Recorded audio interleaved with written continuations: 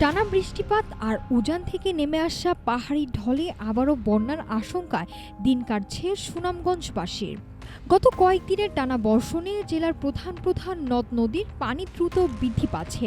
পাহাড়ি ঢলের তোড়ে ইতিমধ্যেই নিমজ্জিত হয়েছে সুনামগঞ্জ তাহিরপুর সড়কের আনোয়ারপুর ও শক্তিয়ার খোলা অংশ।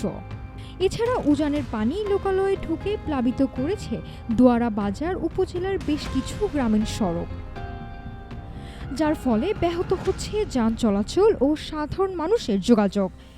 পানি উন্নয়ন বোর্ডের দেওয়া তথ্য অনুযায়ী গত ২৪ ঘন্টায় শুধু সুরমা নদীর পানি বৃদ্ধি পেয়েছে ৬৪ সেন্টিমিটার।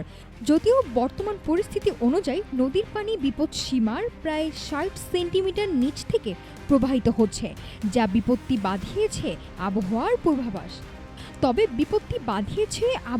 পূর্বাভাস।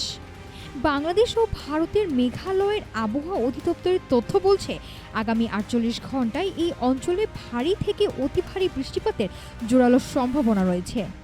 পাহাড়ি সীমান্ত নদীগুলোর পানি যে কোনো সময় বিপদ সীমা অতিক্রম করতে পারে, এমন আশঙ্কায় জেলার নিম্ন অঞ্চলের মানুষের মধ্যে আতঙ্ক বাড়ছে।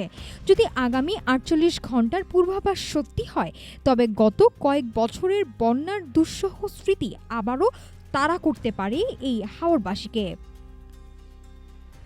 তাই যে কোনো পরিস্থিতি মোকাবেলায় স্থানীয় প্রশাসনের আগাম প্রস্তুতি জরুরি বলে মনে করছেন সংশ্লিষ্টরা। উজান থেকে ধেয়ে আসা ঢল আর আকাশের টানা বর্ষণ, এই দুয়ের চাতাকলে সুনামগঞ্জের সীমান্ত নদীগুলোর পানি এখন বিপদ সীমার দিকে ধাবিত হচ্ছে। আগামী ৪৮ ঘন্টা সুনামগঞ্জের বন্যা পরিস্থিতির জন্য অত্যন্ত ঝুঁকিপূর্ণ ও গুরুত্বপূর্ণ সময় হতে যাচ্ছে। নাফিসা সামিয়া, ঢাকা টুডে।